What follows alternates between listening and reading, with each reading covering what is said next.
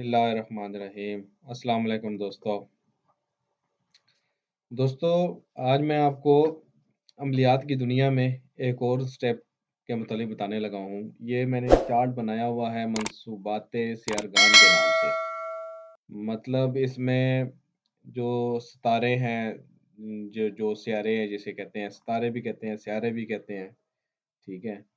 ये इस पहली रो में इनका दिए गए हैं, तमाम के नाम दिए गए हैं। ठीक हो गया? इसको थोड़ा छोटा मैं कर लूँ।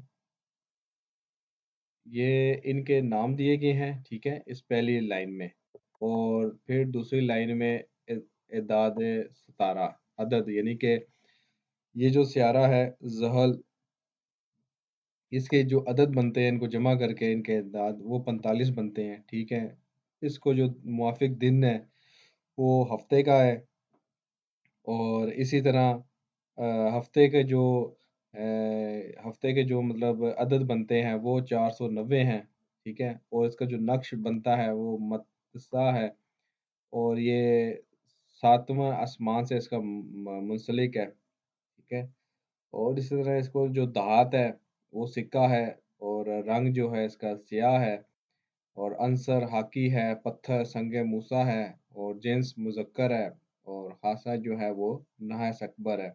मोक्कल जो है जिब्रील अलैहिस्सलाम है।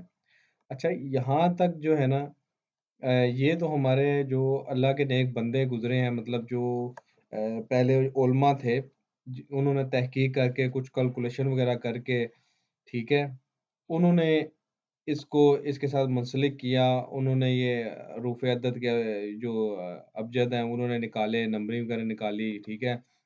अब इन्होंने देखा कि भई इसका कलर क्या है, इसको दात कौन-सी मुवाफ़िक है।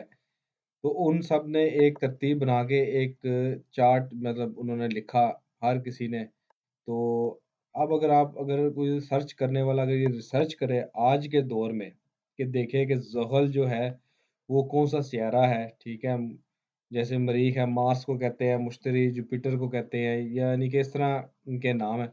तो उनको देखा जाए कि भई रिसर्च करके गूगल से बड़े आसानी से बंदा देख सकता है कि भई ये ज़ुहल जो सियारा है इसका कलर कैसा है, इसके हाँ, बारिश कौन-सी होती है? जैसे हमने सुना है कि कोई एक सियारा है, वहाँ पे पत्थरों की बारिश हीरों की बारिश होती है, ठीक है? इसी तरह ही एक सियारा है, वहाँ पे सोने की, गोल्ड की बारिश होती है।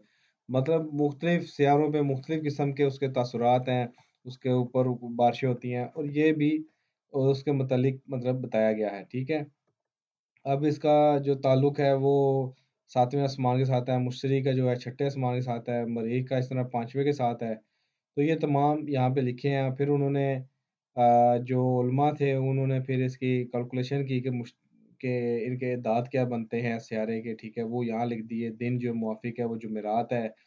फिर जुमेरात के भी अदद इन्होंने यहाँ पे लिखे। जब हम किसी का कोई हमसे पूछ कोई बंदा पूछता है ना कि भई मुझे आया ये कोई तकलीफ़ है, बीमारी है, जिन यानी कि जादू है या नेचुरली तकलीफ़ है, तो वो फिर ये इसके जो अदद होते हैं, जो दिनों के, ठीक है? उसको जमा करते हैं, वक़्त वक़्त के जो उस टाइम जो सवाल किया गया होता है, उसको उसके अदद मिलाकर और फिर वो जो जवाब निकलता है, ठीक है?